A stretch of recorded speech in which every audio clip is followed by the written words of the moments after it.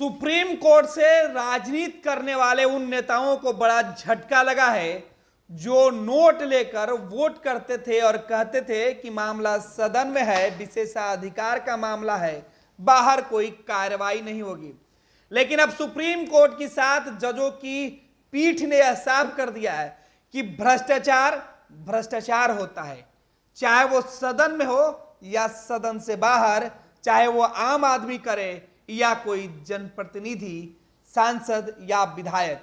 अगर आपके ऊपर आरोप लगता है और वो प्रमाणित हो जाता है कि आपने संसद के अंदर, विधानसभा के अंदर सवाल पूछे हैं, उसके बदले में पैसा लिया है, आपने जो वोट किया है उसके बदले में रुपए लिया है और इस बात की पुष्टि हो जाती है, तो फिर आपके खिलाफ कानूनी मुकदमे चलेंगे और आप इस मुकदमे से नहीं छूट सकते हैं।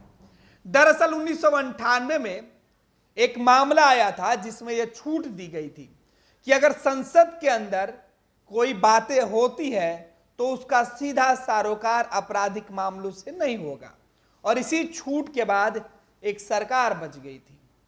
लेकिन उस वक्त भी जो जजों के जजमेंट थे उसमें मतभेद थे और आज 7 जजों ने उसी बात पर सहमति जताई और इस बीच 1998 से लेकर 2024 तक उस कमजोरी का फायदा उठाते हुए देश भर के विधानसभा के अंदर, संसद के अंदर कई ऐसे नेता थे जो गलत किए। कुछ लोगों के खिलाफ सबूत मिला तो कुछ लोगों पर आरोप लगा। अभी हाल ही में टीएमसी की सांसद महुआ मोइत्रा के खिलाफ जो है लोकसभा में सुनवाई की गई और उनके खिलाफ कार्रवाई करके उनकी सदस्यता रद्द कर दी गई। पुलिस मुकदमा नहीं हुआ, लेकिन महुआ मोइत्रा के द्वारा कहा गया कि वो सुप्रीम कोर्ट जाएंगी, वहां उन्हें राहत मिलेगा। लेकिन अब उन जैसी नेताओं को राहत मिलते हुए नहीं दिखाई पड़ रही है, क्योंकि आज जो फैसला आया है सुप्रीम कोर्ट से वह ऐतिहासिक फैसला है और इस फैसला का असर वैसे लोगों पर होने जा रहा है जो राज्यों के अंदर इस तरीके से गतिविधि में संलिप्त थे, जिनके ऊपर आरोप लगे थे, जिनके ऊपर जो साक्ष्य मिले थे और वो सुप्रीम कोर्ट में न्याय की उम्मीद लगाए हुए थे।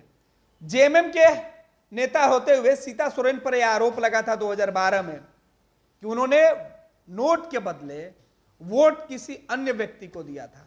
लेकिन अब हाल के दिनों में अभी जो राज्यसभा का चुनाव हुआ, देश भर के अंदर कई विपक्ष के सांसदों ने अपनी पार्टी का व्हिप, अपने पार्टी की गाइडलाइन से अलग हटकर बीजेपी उम्मीदवारों को वोट किया था और ऐसे लोगों के खिलाफ जो कार्रवाई हाउस में हो रही थी, अब वह कार्रवाई सुप्रीम कोर्ट के अंदर होगी, बाहर पुलिस में होगी और वैसे लोगों की सदस्यता के साथ साथ उनके ऊपर कार्रवाई चली होगी।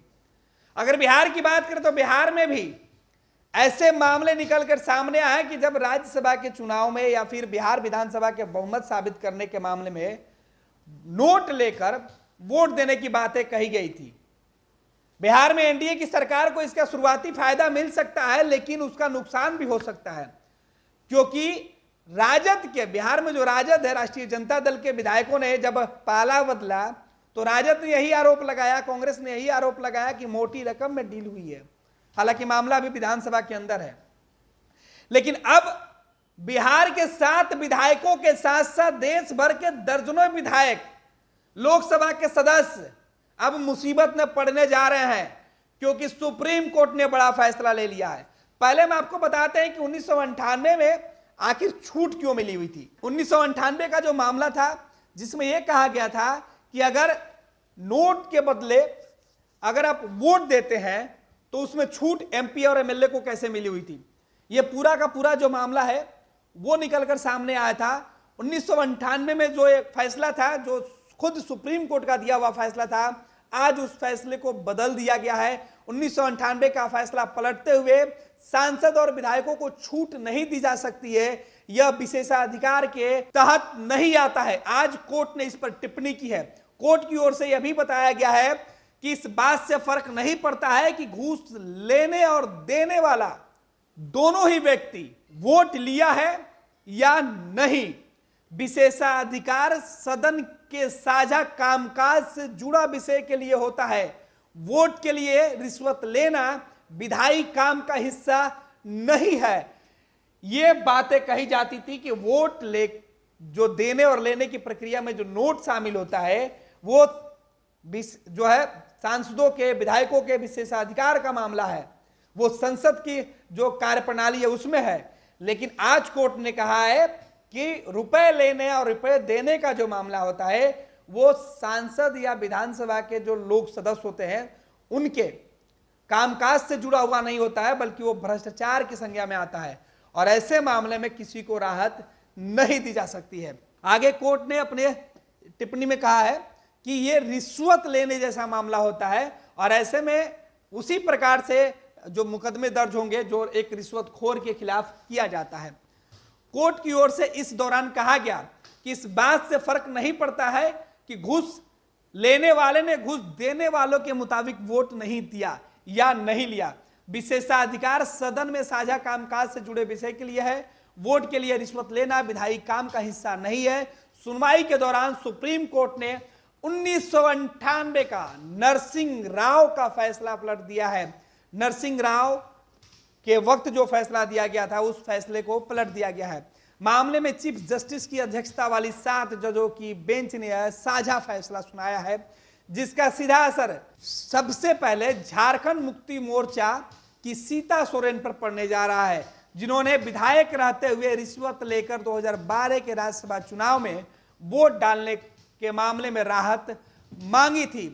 सांसदों को अनुच्छेद 105 में यह राहत दी गई थी कि जो सांसद और विधायक होंगे उनको सदन के अंदर की गतिविधियों के लिए मुकदमे में छूट हासिल है। कोर्ट ने साफ किया कि रिश्वत लेने के मामले में यह छूट नहीं मिल सकती है और अब कोई भी सदस्य यह कहे, कोई भी नेता, जनप्रतिनिधि, चाहे सांसद के सदस्य हो या फिर विधानसभा के सदस्य हो या लोकसभा के दोनों सदस्य में हाउस के किसी भी मेंबर हो या बिहार के सहित देश भर के जो विधानसभा और विधान परिषद के सदस्य हो, वो अगर ये कहते हैं कि ये मामला विधानसभा के अंदर का है, लोकसभा के अंदर का है, तो अब कोर्ट का कहना है कि वो यह कहकर नहीं बच सकते हैं और ना ही उनको इस तरीके के मामले में राहत दी जा सकती है। ऐसे मामले में उनके ऊपर रिश्वतखोरी का जो मामला है वो चलेगा और सभी राज्यों में सुप्रीम कोर्ट के दिशा निर्देश पर एमपी एमएलए के लिए अलग से जो कोर्ट बनाया गया है, जिसमें फौरन सुनवाई करके 1 साल के अंदर सजा देने का प्रावधान है, वैसे मामलों में उस कोर्ट में अब इस मामले की इस शिकायत की भी जांच होगी, उस पर कार्रवाई होगा और दोषी पाए जाने पर आपके खिलाफ जो है वो आपको सजा दी जाएगी।